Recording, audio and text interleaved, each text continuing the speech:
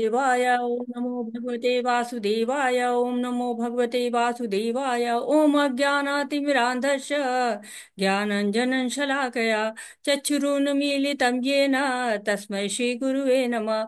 श्रीचैतन्यमनोभीष्टं स्थापितं येन भूतले स्वयं रूप कदा मह्यं ददाति स्वपदान्तिकम्। वन्देऽहं श्रीगुरु श्रीयुतपदकमलं श्रीगुरून् वैष्णवांश्च श्रीरूपं साग्रजातं सहगण रघुनाथ अन्वितं तं सजीवं साद्वैतं सावधूतं पर्जनसहितं कृष्ण चैतन्य देवं श्रीराधा कृष्ण पादान सहगण ललिता श्री विशाखा अन्वितांश्च। हे कृष्ण करुणा सिंधु दीनबंधु जगतपते गोपेश गोपिका कांत राधा कांत नमस्तुते। तप्त कांचन गौरांगी राधे वृंदावनेश्वरी वृषभानुसुते देवी प्रणमामि हरिप्रिये। नमो विष्णुपादाय कृष्णपृष्ठाय भूतले श्रीमति भक्ति वेदांत स्वामिन् इति नामिने। नमस्ते सरस्वती देवे गौरवाणी प्रचारिणे निर्विशेषा शून्यवादी पाश्चातदेशतारिणे। जय श्री कृष्ण चैतन्य प्रभु नित्यानंद श्री अद्वैत गदाधर शिवासादि गौर भक्त वृंद। हरे कृष्णा कृष्ण कृष्ण हरे हरे हरे राम राम राम हरे हरे। हरे कृष्ण कृष्ण कृष्ण हरे हरे हरे राम राम राम हरे हरे। हरे कृष्णा सभी को हरे कृष्णा। और आज हमारा अध्याय शुरू होता है, नवा अध्याय है।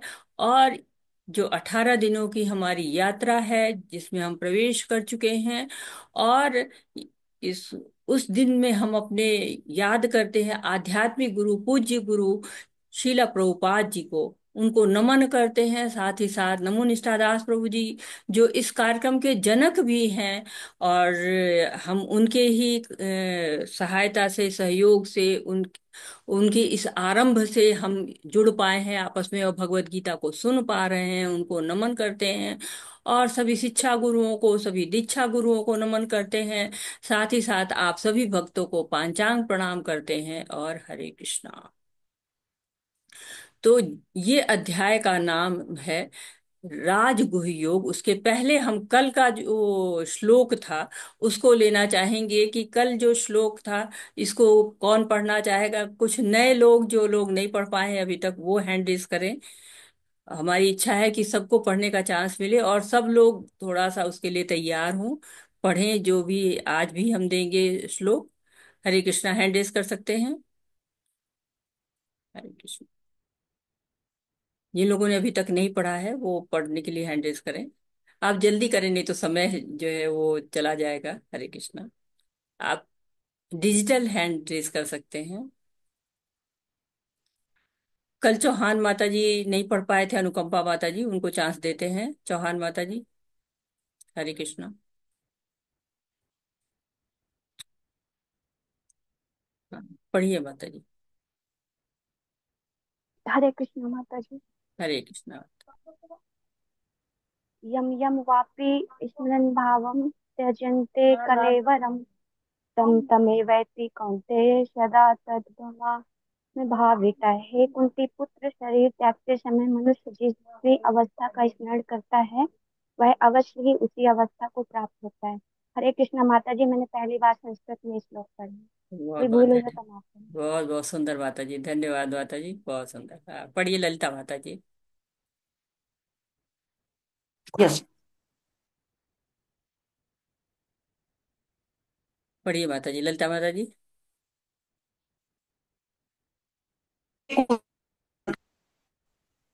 आपकी आवाज नहीं आ रही माता जी। हरे नहीं आ कृष्ण। रही क्या? ओके। हाँ एक आई, मिनट। पढ़िए माता जी पढ़िए। हाँ, एक मिनट माता जी।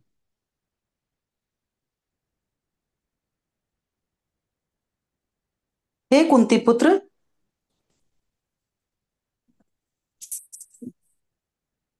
शरीर त्यागते समय मनुष्य जिस भी अवस्था का स्मरण करता है, वह अवश्य ही उसी अवस्था को प्राप्त होता है। हरे कृष्णा माता जी, हरे कृष्णा। आप श्लोक पढ़ेंगे? श्लोक नहीं आया अभी आपका। जी जी। अच्छा, जैसे जैसे यम यम वापि स्मरन् भाव त्यज्यन्ते कलेवरम तम तमेवेति कौन्तेय सदा तदम भवन तदम व भावितः। अर्थ सदा पढ़ूं फिर से माता जी? तद्भाव नहीं, बस हो गया, सदा तद्भाव भाविता। तो भावितः। हाँ, ये आज जो है कल का श्लोक था, आज हम फिर श्लोक देंगे। इसके पहले हम आज का अध्याय पढ़ते हैं। राजगुह्य योग, जिसको परम गुह्य ज्ञान कहा गया है। परम गुह्य ज्ञान यानी कि कौन सा ज्ञान? जो कि एकदम गुह्य मतलब होता है कि जो बिल्कुल गोपनीय होता है।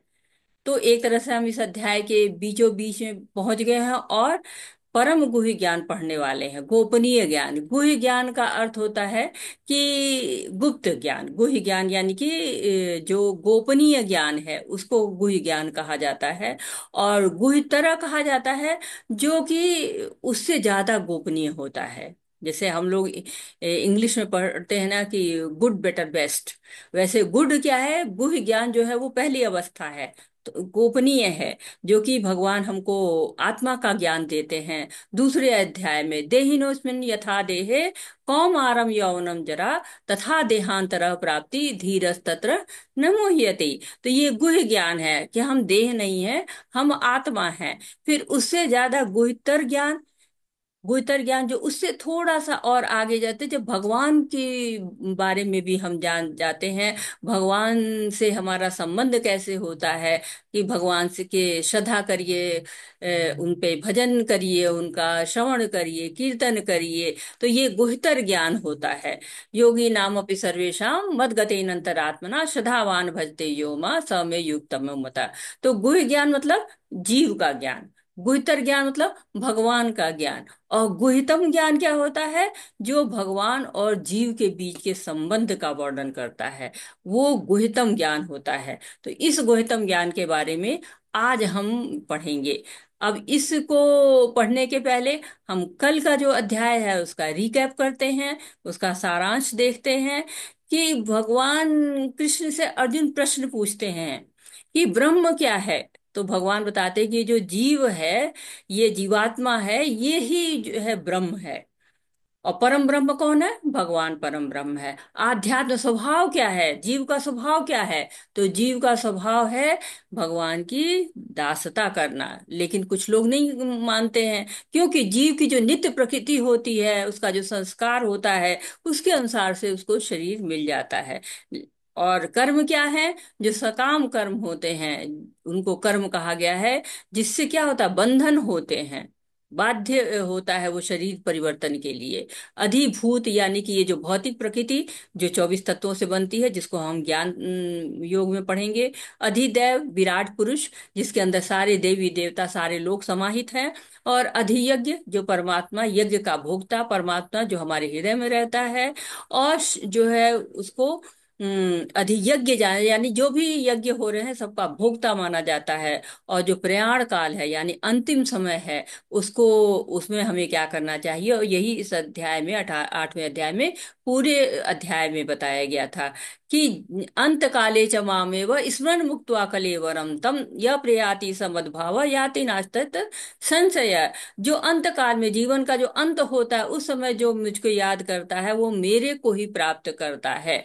इसीलिए करना क्या है? तस्मात् सर्वेषु कालेषु मामन स्मरण युद्ध च मयि अर्पित मनोबुद्धि माम वैश्य संशय।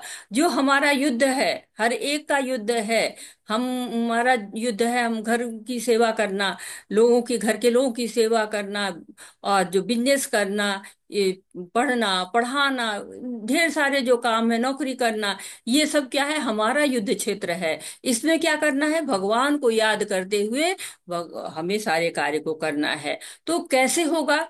वो तो याद ही नहीं आते, जो हम काम करते तो हमें भगवान याद ही नहीं आते। एक बार नारद जी को बहुत था ना कि मैं भगवान को बड़ा याद करता हूँ, हमेशा नारायण नारायण करता हूँ। तो भगवान ने उनको एक कटोरा दे दिया, उसमें भर के तेल दे दिया, कहा कि जाओ पूरी पृथ्वी पे चक्कर लगा के आ जाओ, तब मेरे पास आओ। जब लौट के आते पूछते कितनी बार भगवान का नाम लिया, कहे भगवान कटोरा संभालूं कि आपका नाम याद करूं। तो ये ही भौतिक जीवन है। भौतिक जीवन में भी हम भौतिकता में भूल जाते हैं भगवान का नाम। लेकिन अभ्यास योग युक्तेन चेतसा न्यान्य गामिना परमम पुरुष दिव्यम याति पार्थुन्य चिंतन। तो जब अभ्यास करोगे, तो अभ्यास से जब युक्त हो जाओगे, तो धीरे धीरे तुम्हें दोनों कार्य करना जो है वो आ जाएगा। शुद्ध भक्ति करनी है, शुद्ध भक्ति से भगवान को स्मरण करना है।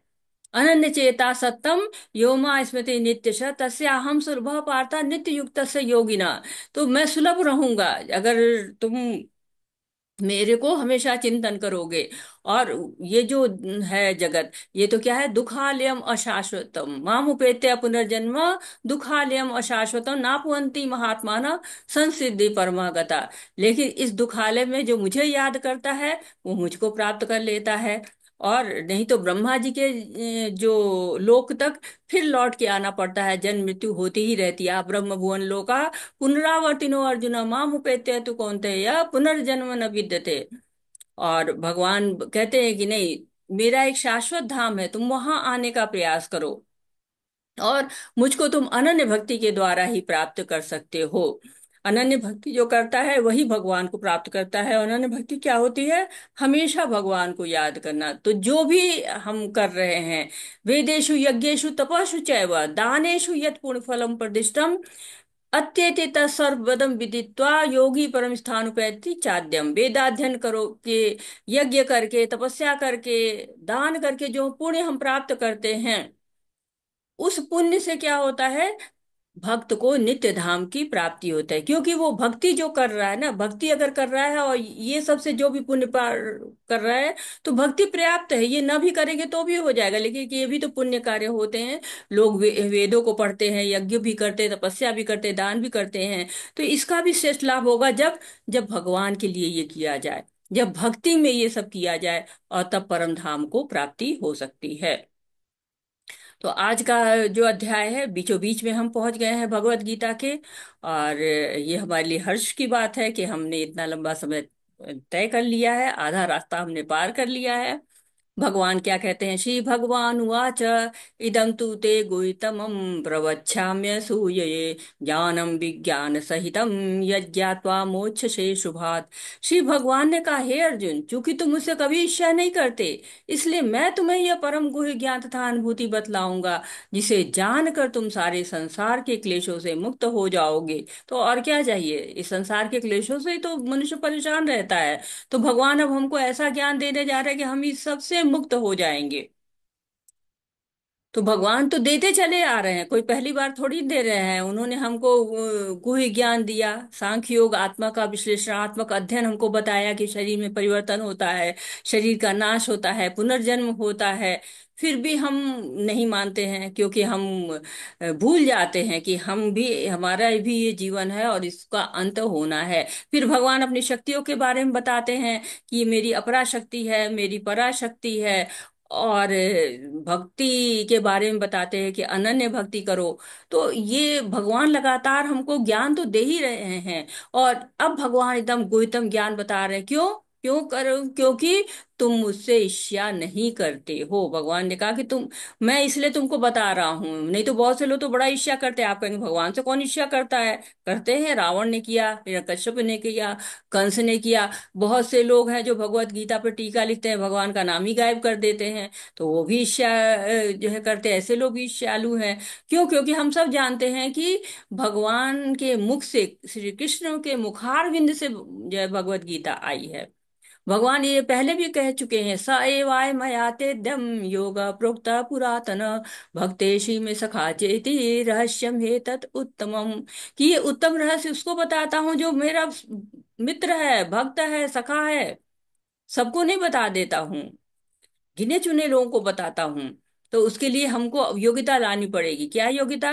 भगवान में श्रद्धा करना है, भगवान से हमको ईर्ष्या नहीं करनी है। और ये भगवान बता रहे हैं। कोई पढ़ना चाहता है? हरे कृष्णा। एंड इस करिए आप लोग जो है क्लास में पूरा जो है अलर्ट रहिए, सहयोग दीजिए, तब आप समझ पाएंगे। नहीं तो ऐसा भूल भी सकते हैं कि हाँ हम कुछ कार्य पढ़ रहे हैं और मन बड़ा भटकता है ना, मन चंचल है। रश्मि माता जी पढ़िए, माता जी हरे कृष्ण।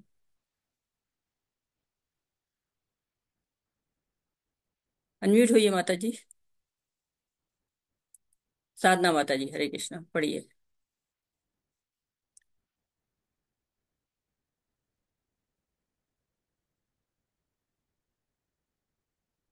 साधना माता जी आप पढ़ रहे हैं? हरे कृष्ण। आपकी आवाज नहीं आ रही है। सुमन माता जी हरे कृष्ण पढ़िए, माता जी सुमन माता जी। हरे कृष्ण। हरे कृष्ण पढ़िए। इस प्रथम श्लोक का विशिष्ट महत्व है। इदम ज्ञानम, यह ज्ञान शब्द शुद्ध भक्ति के द्योतक हैं, जो 9 प्रकार की होती है: श्रवण, कीर्तन, स्मरण, पाद सेवन, अर्चन, वंदन, दास्य, सख्य तथा आत्मसमर्पण। भक्ति के इन 9 तत्वों का अभ्यास करने से मनुष्य आध्यात्मिक चेतना अथवा कृष्ण भावनामृत तक उठ पाता है। इस श्लोक का अनुसूयवे शब्द भी अत्यंत महत्वपूर्ण है। बहुश्रुत विद्वान भी भगवत गीता के विषय में अशुद्ध व्याख्या करते हैं। चूंकि वे कृष्ण के प्रति ईर्ष्या रखते हैं, अतः उनकी टीकाएं व्यर्थ होती हैं। केवल कृष्ण भक्तों द्वारा की गई टीकाएं ही प्रामाणिक हैं। कोई भी ऐसा व्यक्ति जो कृष्ण के प्रति ईर्ष्यालु है, न तो भगवत गीता की व्याख्या कर सकता है, न पूर्ण ज्ञान प्रदान कर सकता है। अतः ऐसी टीकाओं से सावधान रहना चाहिए। जो व्यक्ति यह समझते हैं कि कृष्ण भगवान हैं और शुद्ध तथा दिव्य पुरुष हैं, उनके लिए ये अध्याय लाभप्रद होंगे। हरे कृष्ण। हरे कृष्ण माता जी बहुत बहुत धन्यवाद। माता जी तो भगवान से ज्ञान आ रहा है। भक्ति के बारे में प्रहलाद महाराज बताइए, छोटे से बच्चे थे, उन्होंने भक्ति की और वो अपना एक्सपीरियंस करके बता रहे हैं कि श्रवणम कीर्तनम विष्णु स्मरणोपाद सेवनम अर्चनम वंदनम दास्यम साख्यम आत्म निवेदनम। 9 तरह की विधियां होती हैं, इनसे भक्ति की जा सकती है। और ईर्ष्या करेंगे तो भक्ति नहीं होगी, द्वेष करेंगे तो भक्ति नहीं होगी, क्रोध करेंगे तो भक्ति नहीं होगी। तो भगवत गीता में बिल्कुल कहा गया कि पहला ईर्ष्या को ही मेन जड़ माना गया है, कि ईर्ष्या जो है वो करेंगे तो कामनाएं होंगी, क्रोध होगा, लोभ होगा, मोह होगा। तो इन 9 विधियों को, पूरे 9 विधियों का पालन करें तो बहुत ही अच्छी बात है। सब लोग नहीं कर पाते हैं। अम्बरीश महाराज ने किया था कि वो अपने नेत्रों से भगवान को देखते थे, पैरों से मंदिर जाते थे। तो ये जो सारी इंद्रियों को भगवान में लगा देते थे। लेकिन कम से कम कोई एक विधि तो हम ले सकते हैं, श्रवण करें, कीर्तन करें, स्मरण करें, और उससे हमें भगवान को प्राप्त करने में आसानी होगी। तो ये विज्ञान है। विज्ञान क्या होता है? व्यवहारिक होता है। लैब में जाते हैं ना तो करते हैं, वैसे ही आप करिए, भगवान का नाम लीजिए, भक्ति करिए, देखिए आपको सारे फल दिखाई पड़ेंगे। अनुसूये को बहुत प्रभुपाद जी ने उस पर बल दिया है कि ईर्ष्या नहीं करनी है भगवान से। और भगवान से ईर्ष्या क्यों करेंगे? जब ईर्ष्या करेंगे तो भक्ति कैसे कर पाएंगे? लेकिन बहुत से लोग भक्ति नहीं करते हैं और ईर्ष्या करते हैं। और भगवत गीता को भी हमें कहते हैं कि गुरु से, आचार्यों से पढ़ना चाहिए। क्यों? क्योंकि हमारे अंदर तो 4 दोष होते ही हैं। और हो सकता है कि हमको बहुत अच्छा श्लोक पढ़ना आता हो, संस्कृत का बहुत अच्छा ज्ञान हो, लेकिन भगवान की वाणी है ना, इसको परंपरा से ही सीखना चाहिए। आचार्य हमको समझा पाते हैं कि इसका भाव क्या है। हम अपने आप से सारी चीजों को समझ नहीं पाते, इसलिए परंपरा से सुनना चाहिए। राजविद्या राजगुह्यम पवित्रम इदमुत्तमम प्रत्यक्षावगमम धर्म्यम सुसुखम कर्तुम अव्ययम।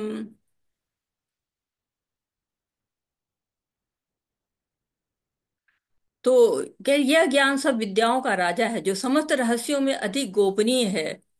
यह परम शुद्ध है, और चूंकि यह आत्मा की प्रत्यक्ष अनुभूति कराने वाला है, अतः यह धर्म का सिद्धांत है। यह अविनाशी है और अत्यंत सुखपूर्वक संपन्न किया जाता है। तो यहाँ पर जो गुह्य ज्ञान है, गुह्यतमम ज्ञान है, इसकी विशेषताओं को बताया गया है। और ये हमने पहले ही पढ़ा हुआ है कि भगवत गीता क्या है? उपनिषदों का सार है, सारे उपनिषदों का सार है। जब हम पहले पहले दिन आते हैं यहाँ पर और भगवत गीता का महात्म्य हमको बताया जाता है, तो उसमें कहा गया है, सर्वोपनिषदो गावो दुग्धा गोपाल नंदन पार्थो वसुधीर भोक्ता दुग्धम गीता महत महत। कि सभी उपनिषद जो है गाय की तरह से हैं, और दूता कौन है? कृष्ण दूत हैं, अर्जुन बछड़े हैं, और गीता का सुंदर अमृत दूध है। तो और हम भाग्यशाली भक्त हैं जो इसका आनंद लेते हैं। तो भौतिक विद्या तो हमको भौतिक जीवन की ऊंचाई पर ले जाता है। हम डॉक्टर बनेंगे, इंजीनियर बनेंगे, मिनिस्टर बनेंगे, लीडर बनेंगे, पीएम बनेंगे, सीएम बनेंगे, ढेर सारी सुख सुविधाएं प्राप्त करेंगे, लेकिन जन्म मृत्यु जरा व्याधि उनको भी आती है। तो करना क्या? अगली योनि सुधारना, उसके लिए ये गुह्यतम ज्ञान की बहुत आवश्यकता होती है। प्रभुपाद जी एक बार अमेरिका के विश्वविद्यालय में जाते हैं, वहां पूछते हैं कि आप किस विषय पर रिसर्च कर रहे हैं, तो लोग बताते हैं। तो प्रभुपाद जी कहते हैं कि आज जन्म मरण चक्र पर कोई रिसर्च है? तो सब चुप हो गए, क्योंकि भौतिकता पे तो बहुत कार्य हो रहा है, लेकिन आध्यात्मिकता पे कार्य नहीं हो रहा है। ये राज विद्या है, सभी विद्याओं का राजा है। राजगुह्यम है, सर्वाधिक गोपनीय है। पवित्रम विद उत्तमम, उत्तमम तम से ऊपर है। अधेरे को खत्म करता है, पाप को खत्म करता है। प्रत्यक्षावगमम, आत्मा की एकदम प्रत्यक्ष अनुभूति कराता है। और धर्मम, धर्म का सिद्धांत है। कहते हैं धर्म तो साक्षात भगवत प्रणीतम। धर्म जो है वो एकदम साक्षात भगवान को ही भजना है, भक्तों का संग करना है, भक्ति करना है। सुसुखम, सुख देने वाला, बहुत सरल है, अव्यम अविनाशी है, समाप्त ही नहीं होता है। तो इस ज्ञान का अनुभव कौन करता है? भक्त करते हैं। क्योंकि जैसे हनुमान जी हैं, जहां भी राम कथा होती है वहां पहुंच जाते हैं। और चैतन्य महाप्रभु हैं, वो क्या कहते हैं? न धनम न जनम न सुंदरी कविता वा जगदीश कामये मम जन्मनि जन्मनीश्वरे भवताद भक्तिर अहेतु की त्वयि। तो धन जन कुछ नहीं चाहिए, क्या चाहिए? आपकी अहेतुकी कृपा चाहिए, ऐसा कहते हैं चैतन्य महाप्रभु। तो हमको भी क्या चाहिए? ये राज विद्या को ग्रहण करके और हम भगवान को जो भक्ति है उसको करें। हे परंतप, जो लोग भक्ति में श्रद्धा नहीं रखते वे मुझे प्राप्त नहीं कर पाते, अतः वे इस भौतिक जगत में जन्म मृत्यु के मार्ग पर वापस आते रहते हैं। तो जन्म मृत्यु का ये चक्र तो लगा ही रहता है, लेकिन श्रद्धा करनी चाहिए। जब श्रद्धा हम करते हैं तो हम भक्ति प्राप्त कर लेते हैं। जो लोग श्रद्धा नहीं रखते हैं वो भगवान को प्राप्त नहीं कर पाते हैं, और इसी जन्म मरण के चक्कर में उलझे रहते हैं। श्रद्धा के बिना भक्ति बहुत कठिन होती है, और जब भक्तों का संग करते हैं तभी आगे बढ़ती है। भगवान पर विश्वास ही नहीं तो भगवान को प्राप्त कैसे करेंगे?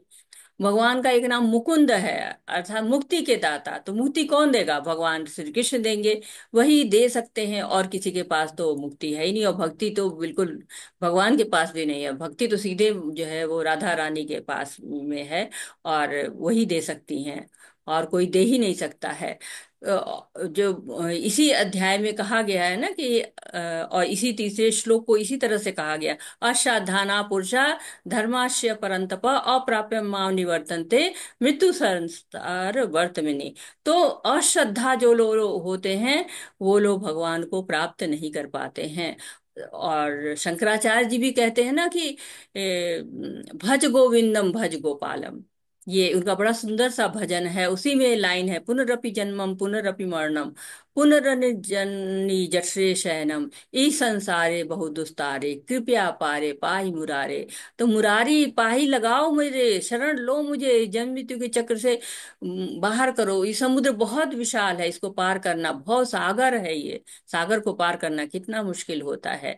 हम 9 स्टेजेस में भक्ति कर पाते हैं: श्रद्धा, साधु संगा, भजन क्रिया, अनर्थ निवृत्ति, निष्ठा, रुचि, आसक्ति, भाव और प्रेम। इन 9 स्टेजेस जो भक्ति के हैं, इनसे हम भक्ति करके भगवान को प्राप्त कर सकते हैं। तो ये भक्ति का ही योग चल रहा है, और भक्ति कैसे करें इसी के बारे में और भगवान के बारे में ही सारा अध्याय चल रहा है। यह संपूर्ण जगत मेरे अव्यक्त रूप द्वारा व्याप्त है। समस्त जीव मुझ में है किंतु मैं उनमें नहीं हूँ। तो भगवान अपनी शक्तियों के बारे में बता रहे हैं कि मया तद्मिदं सर्वम जगत व्यक्त मूर्ति न मतस्थानी सर्वभूतानि न चाहम तैषो अवस्थिता। लोग सोचते हैं ना कि भगवान आए हैं तो फिर क्या है, वो भी तो हमारी तरह से हैं, लेकिन नहीं, भगवान दिव्य हैं और सारा जगत में भगवान की व्यापकता दिखती है। जैसे सूर्य आता है ना हमारे कमरे में तो पूरा ताप पूरा प्रकाश आता है, वैसे ही भगवान आते हैं, सारी शक्तियां उन्हीं से आती हैं। सर्वव्यापी हैं, अंतर्यामी हैं। कहते हैं ना चैतन्य चरिता में तो कहा कृष्ण शरीर है सब जगत विश्राम। तो ये सारे जगत का जो निवास स्थल है, विश्राम स्थल है, वो कृष्ण है। और सारी शक्तियां, शक्तिमान है वो, और बिना शक्तियों के शक्तिमान नहीं हो सकता। इसीलिए भगवान सारे जगत में व्याप्त है। मतः परंतरम नान्य किश्चित तति धनंजय मयि सर्विदम पूर्णतम सूत्रे मणिगणाइव। माल्या में धागे के रूप में है भगवान। धागा नहीं दिखाई देता, केवल मोती दिखाई देता है। जैसे सूर्य का प्रकाश है सारे जगत में दिखाई देता है, उसका ताप प्रकाश फैला हुआ इतनी दूर है फिर भी उसका अस्तित्व हमें पता चलता रहता है, वैसे ही भगवान है। लेकिन भगवान कोई भी नियम के अधीन नहीं रहते हैं। भगवान के बनाए नियम है, लेकिन भगवान उनसे दूर रहते हैं। जैसे राजा के बनाए नियम होते हैं, राजा उसमें नहीं फंसता है।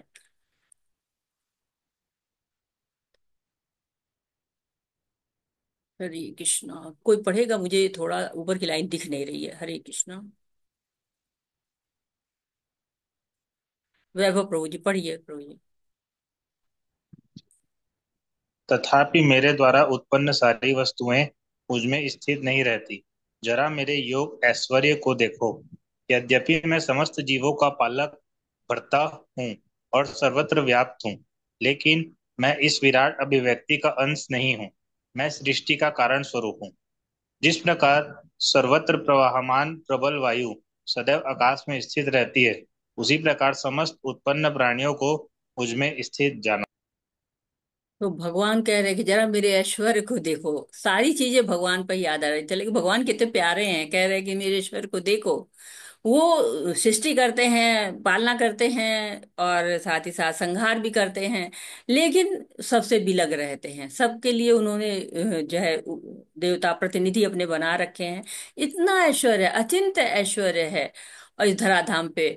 और आते हैं भी हैं, और अलौकिक लीलाएं भी करते हैं, लौकिक लीलाएं भी करते हैं, अपनी भगवत्ता भी दिखाते हैं, साधारण बच्चों की तरह अठखेलियां भी करते हैं।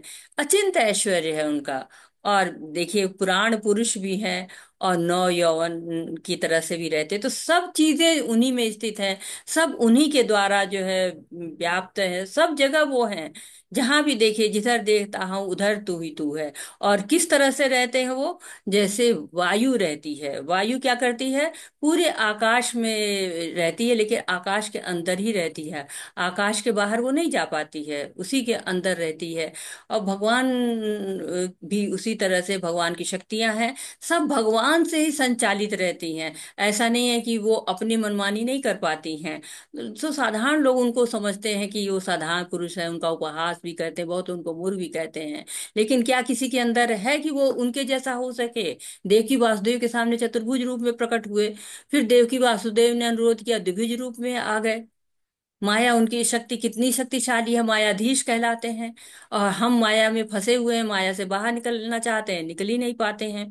तो भगवान की जो शक्तियां अचिंत्य की तरह से होती हैं, चारों ओर फैली हुई हैं, फिर भी हम उनको समझ नहीं पाते हैं। संपूर्ण विराट जगत मेरे अधीन है, यह मेरी इच्छा से बारंबार स्वतः प्रकट होता है और मेरी इच्छा से ही विनष्ट होता रहता है।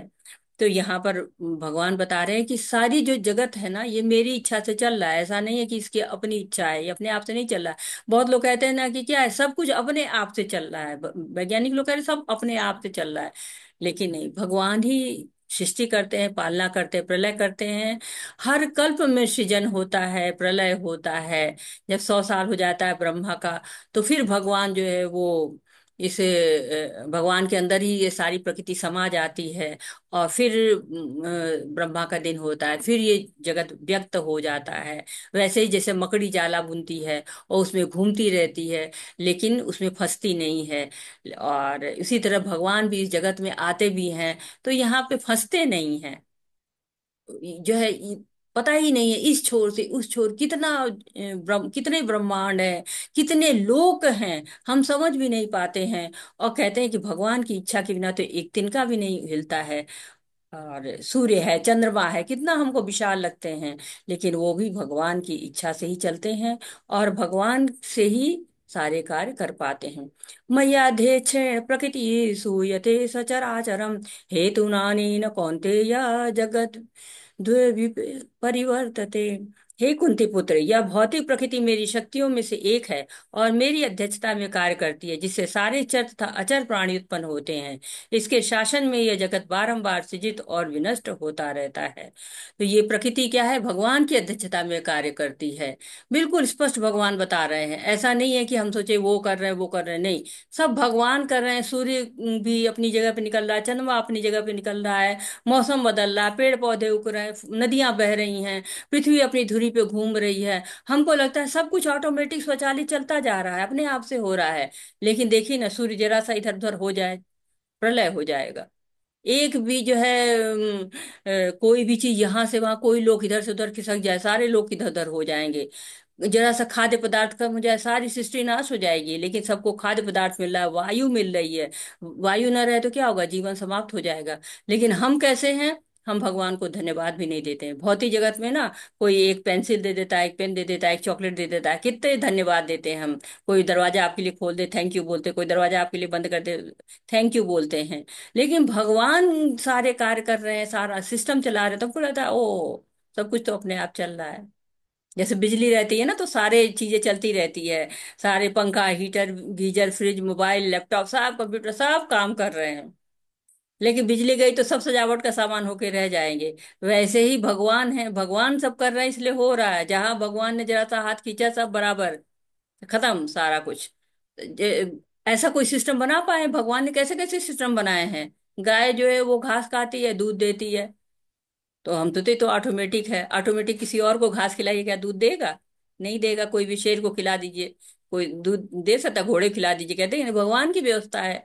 आज तक जो है कोई ऐसी मशीन ही नहीं बनी कि खाना डालो उसका जो है खून बन जाए। लेकिन हम क्या है, हम रोज भोजन करते हैं, प्रसादम पाते हैं, और उसका ब्लड बन जाता है, पूरे शरीर में दौड़ता है। तो ये भगवान की माया है, और इसीलिए भगवान को ही भजना है, भगवान की ही शरण लेना है। अगर हम उनकी शक्तियों को जान जाए तो ऑटोमेटिक हम उनकी शरण ले लेंगे। अवजानति मां मूढ़ा मानुषी तनुमाश्रितम परम भावम जानन्तो मम भूत महेश्वरम। जब मैं मनुष्य के रूप में अवतरित होता हूं तो मूर्ख मेरा उपहास करते हैं। वे मुझ परमेश्वर के दिव्य स्वभाव को नहीं जानते हैं। तो यहाँ भगवान बता रहे हैं कि क्या है, अवजंती माम मूढ़ा, मूर्ख है वो लोग। बहुत महत्वपूर्ण श्लोक है ये। इसको जो समझ लिया, बहुत समझ लिया उसने। कि ये अध्याय आपको देखिए, इससे पहले हमने जब अध्याय पढ़े हैं उसमें कर्म योग बताया गया। और क्योंकि अर्जुन के मन में संशय था, फिर वो भी संशय खत्म करने के लिए ज्ञान दिया भगवान ने। फिर कृष्ण भावना भावित कर्म के बारे में बताया। फिर आपको अपना विभूतियों के बारे में बताया, अपनी शक्तियों के बारे में बताया। और साथ ही बताया कि कौन लोग शरण ग्रहण करते हैं, कौन लोग शरण ग्रहण नहीं कर सकते। तो ये काफी चीजें सब बताने के बाद भी लोग क्या होता है, मूर्ख होते हैं, भगवान के दिव्य स्वभाव को नहीं जानते। भगवान कह रहे कि इतना सब बताने के बाद भी, इतना सब जानने के बाद भी लोग भगवान को नहीं जानना चाहते हैं। शिशुपाल देखिए ना, भगवान के संबंधी थे तब भी भगवान को नहीं जान पाए। जरासंध है, ये भी नहीं जान पाए, जबकि इन लोगों को बड़ा ज्ञान था। ऐसा नहीं कि जरासंध है, शिशुपाल हैं, हिरण्यकश्यपु हैं, ये लोग कोई अज्ञानी लोग नहीं थे, लेकिन तब भी भगवान की महिमा को नहीं समझ पाए। जरासंध जो है वो कंस का ससुर था। जब रुक्मणी का विवाह होने का था और रुक्मणी कृष्ण के साथ चली जाती तो शिशुपाल एकदम क्रोधित हो जाता है। तो जरासंध उसको समझाते हैं कि देखो शिशुपाल, ये जीवन कर्म के अनुसार चलता है, सब कुछ भगवान की इच्छा से चलता है।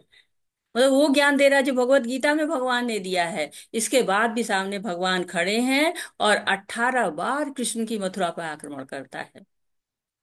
इस तरह हिरण्यकश्यपु है, जब उसके भाई हिरणाक्ष की मृत्यु हो जाती है तो उसकी माता और उसकी पत्नी हिरणाक्षी बहुत दुखी रहते हैं। तो उनको समझाता है कि ये तो भौतिक प्रकृति है, नश्वर है, सब भगवान के नियंत्रण में है। लेकिन भगवान को वो नहीं अपनाता है। तो ये क्या है, ये मूढ़ लोगों का काम है कि समझ ही नहीं पाते। दुर्योधन था, उसको भगवान ने विरोध विराट रूप दिखाया था, लेकिन उसके बाद भी वो कह रहा है बंदी बना लो इनको। मतलब इतना सामने भगवान खड़े हैं और तब भी उनको नहीं समझ में आ रहा कि ये भगवान है। मोघाशा मोघ कर्माणो मोघ ज्ञान विचेत राक्षसी आसुरी चैव प्रकृति मोहिनी श्रिता। जो लोग इस प्रकार मोहग्रस्त होते हैं वे आश्रित तथा नास्तिक विचारों के प्रति आकृष्ट होते हैं।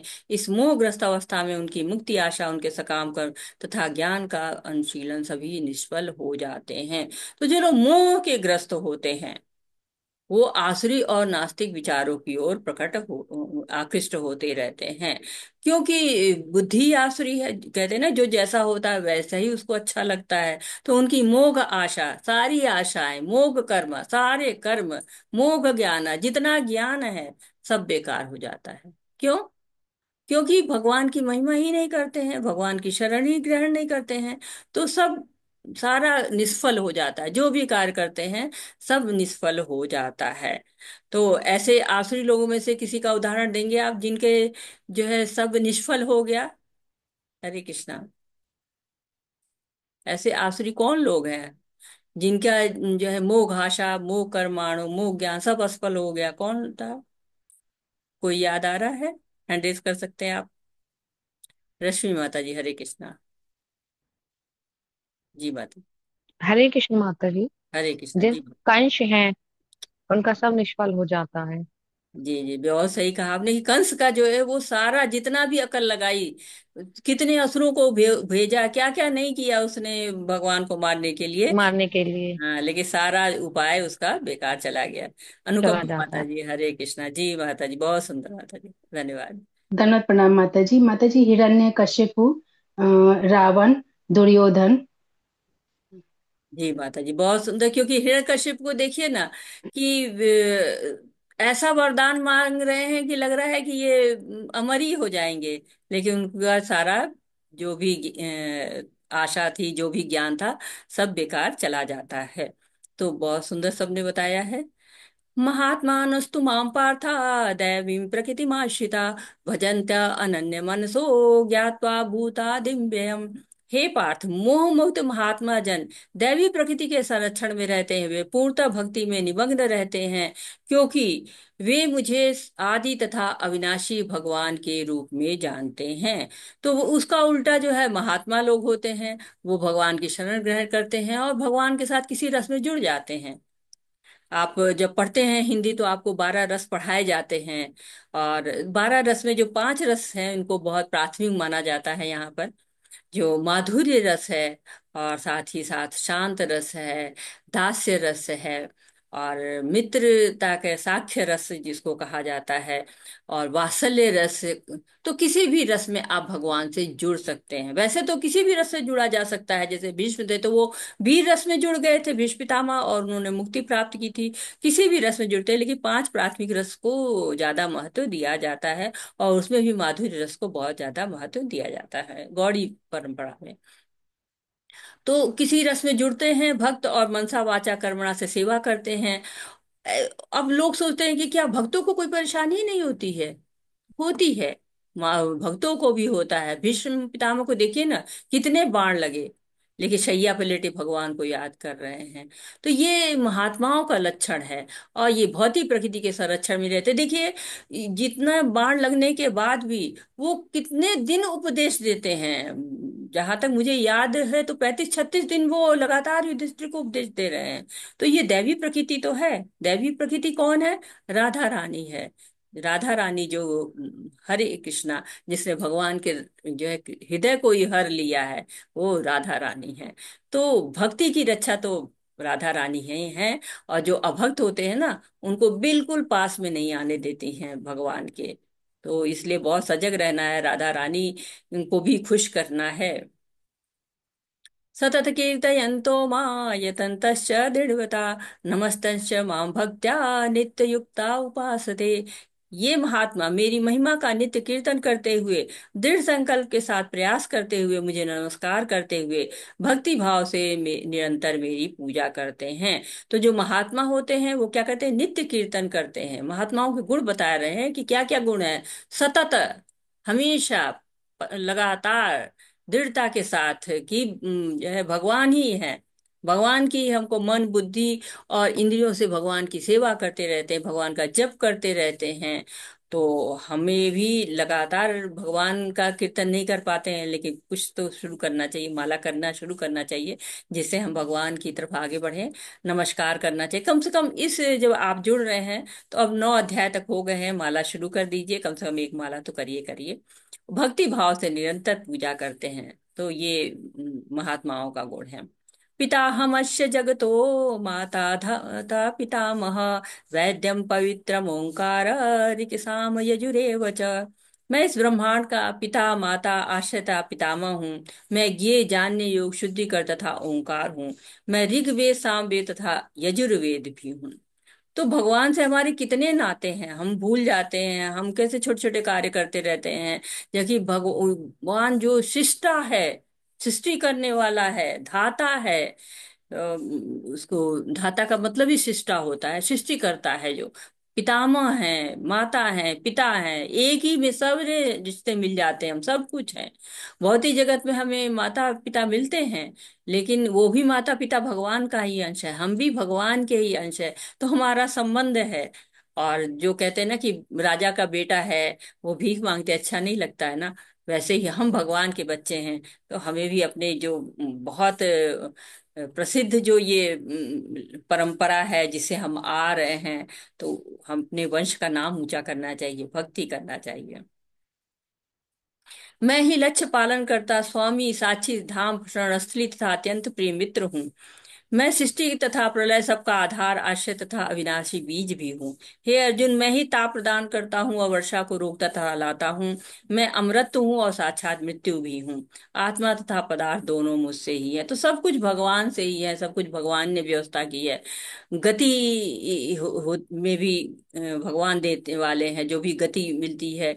जैसे कि आपको सूर्य चल रहा है, चंद्र चल रहा है, तो वो भी गति भगवान देते हैं। पालन भी वही करते हैं, लक्ष्य भी भगवान ही है, धाम भी वही है, शरणस्थली भी वही है, मित्र भी वही हैं, सृष्टि भी वही कर रहे हैं। तो सब कुछ भगवान ही कर रहे हैं। ताप देते हैं, वर्षा को रोकते हैं, अमृत तो प्रदान करते हैं, मृत्यु भी प्रदान करते हैं। तो जो कुछ भी आप इस जगत में देख रहे हैं, सब कुछ भगवान के द्वारा ही आ रहा है।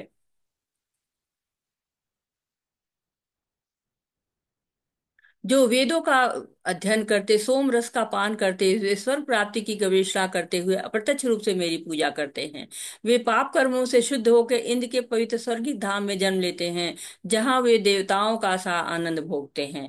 इस प्रकार जब वे उपासक विस्तृत स्वर्गीय इंद्रिय सुख को भोग लेते हैं तथा उनके पुण्य कर्मों के फल क्षीण हो जाते हैं, तो वे मृत्यु लोक में पुनः लौट आते हैं। इस प्रकार जो तीनों वेदों के सिद्धांतों में दृढ़ रखकर इंद्रिय सुख की गवेषणा करते हैं, उन्हें जन्म मृत्यु का चक्र ही मिल पाता है। तो उन लोग के बारे में बात कर रहे हैं जो केवल वेदों का अध्ययन करते हैं और सोमरस का, स्वर्ग क्या मतलब, एक तरह से वो केवल सुख चाहते हैं। इस जीवन में भी सुख का इंतजाम करते हैं और फिर सोचते हैं कि फिर हम स्वर्ग में चले जाएंगे, फिर हम वहां पे खूब सुख भोगेंगे। लेकिन उनको ये नहीं मालूम है कि हाँ, हमको फिर लौट के यहीं पर आना पड़ेगा। क्यों?